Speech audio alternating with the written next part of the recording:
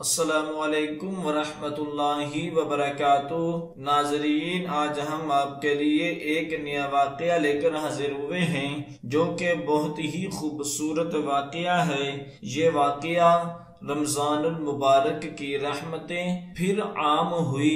रसूलुल्लाह सल्लल्लाहु अलैहि वसल्लम ने फरमाया, तुम पर एक अजमत और बरकत वाला महीना साया अफगन हो रहा है, जिस एक रात 1000 महीनों से बेहतर है। अल्लाह ताला कुरान करीम में फरमाता है, तर्जमा, ए ईमान वालो, रोजे जिस तरह तुमसे पहले लोगों पर फर्ज किए गए थे तुम पर भी फर्ज कर दिए गए हैं, ताकि तुम परहेजगार बन जाओ। रमजान का महीना वो है जिसमें कुरान मजीद नाज़िल किया गया, जो लोगों के लिए सरासर हदायत है और इसमें लोगों की सही रहनुमाई की बातें हैं और गलत और सही को अलग अलग कर देने वाली साफ और वाज़ेह बातें मौजूद हैं। सो तुम में से जो कोई इस महीने में मौजूद हो, इस पूरे महीने के रोजे जरूर रखें।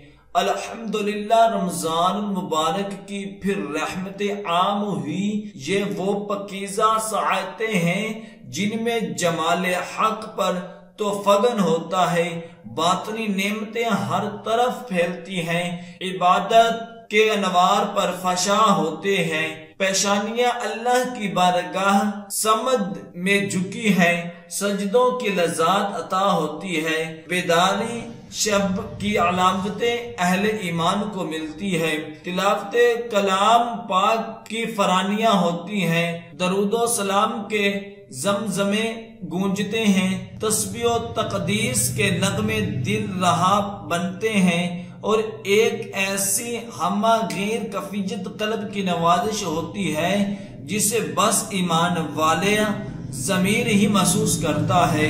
हजरत मोहम्मद सल्लल्लाहु अलैहि वसल्लम ने इरशाद फरमाया कि लोगों, यकीन रखो तुम्हारी जिंदगी के शब व रोज में तुम्हारे परवरदिगार ने तुम्हारे लिए अपनी रहमतें आम की हवाओं के झोंके मुअय्यन कर रखे हैं।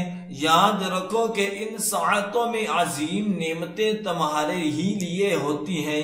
तुम्हें इन साअतों के हसूल के लिए आगे बढ़ना चाहिए, अपने दामन दिल को कुशादा करना चाहिए और हसूल मुराद से शाद काम होना चाहिए। ऐसी बाबरकत और मुकद्दस साअतों में एक तहशुदा अरसा रमजान का है।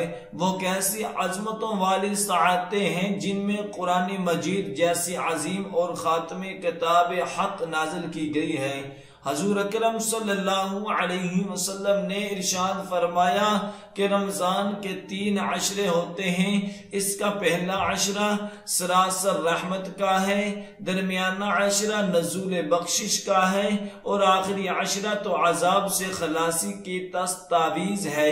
हजरत अबू हुरैरा रज़ी अल्लाह तआला अन्हु से रवायत है, इन्होंने फरमाया कि रसूल बरहक ने इरशाद फरमाया, जिस शख्स ने रमजान के रोजे रखे हालतो ईमान में और कफियत एहतसाब में, इसके लिए इसके पहले गुनाह माफ कर दिए जाएंगे।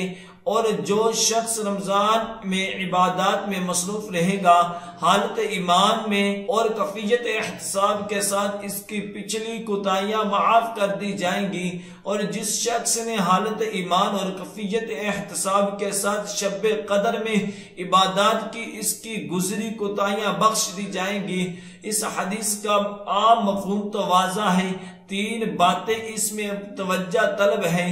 पहली ये कि रमजान का मुबारक महीना कायनात वजूद शहूद के एक बुनियादी अंसर यानी वक्त या जुबान बा टाइम का एक निहायत अहम हिस्सा है और इसमें एक रात जो लैलतुल कद्र है सबसे अहम और मुनफर हसीयत की हामिल है। इसके बाबरकत वक्त या महीने की दूसरी अहमियत यह है कि इसी महीने या इसी की एक रात में वो वही तमाम नाज़िल हुई जो किताब हक भी है, नूर व हदायत भी है। इसका नाम कुरान अजीम है। इस पता चलता है कि रमजान कैसा बाबरकत महीना है कि रोजों की फर्जियत अहले ईमान के अमल में और नज़ूल कुरान हकीम अपने इल्म हक में अल्लाह ताला ने इसी महीने में रखा है।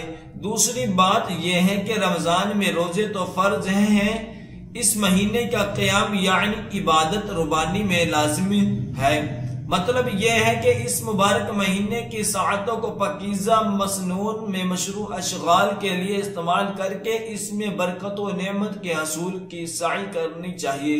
तीसरी बात यह है कि ईमान व एहतसाब के दो मुबारक लफ्ज इस्तेमाल फरमाए हैं ताकि हर शख्स के सामने ये बात अहद के अगर ईमान मुकम्मल नहीं तो महज रोजे रखना एक शगफ होगा जो मकबूल नहीं। ईमान अल्लाह जल्ला शाना पर जैसा वो है, ईमान हजूर अकरम सल्लल्लाहु अलैहि वसल्लम पर जैसे वो है, ईमान कुरान हकीम पर जो कुछ वो है और जिन चीजों पर यकीन और जिन अमाल की पाबंदी का वो हुक्म देता है, ईमान सही होगा, रोजा इबादत मशागल कारगर होगे। यही शर्त अव्वल है। दूसरी शर्त एहतसाब की है। ईमान एक मोमिन के कल्ब व ज़मीर में है, एहतसाब इसके ज़हन व फिक्र में है।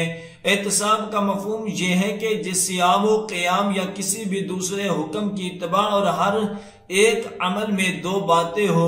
कल्ब व ज़मीर में ये बात गहरी और दायम हो कि मैं भी अच्छा अमल कर रहा हूँ, ये खालिस अल्लाह ताला के लिए है। जैसा कि हजूर अकरम सल्लल्लाहु अलैहि वसल्लम ने अपनी सुन्नत और इरशादात और शरीयत में फरमाया है, ये इस ज़ाते हक ताला के हजूर है जो मेरे ज़ाहिर व बातिन, मेरे अमल व नियत, मेरे इरादा मशागल हर शय से हर साअत हलीम व खैबर है।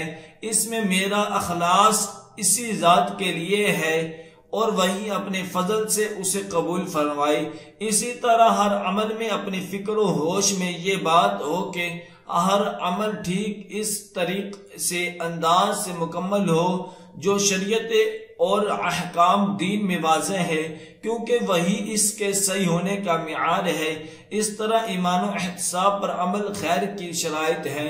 दुआएं कि अल्लाह तबारक व तआला हम सबको इन कलमात पर अमल करने की तौफीक अता फरमाए।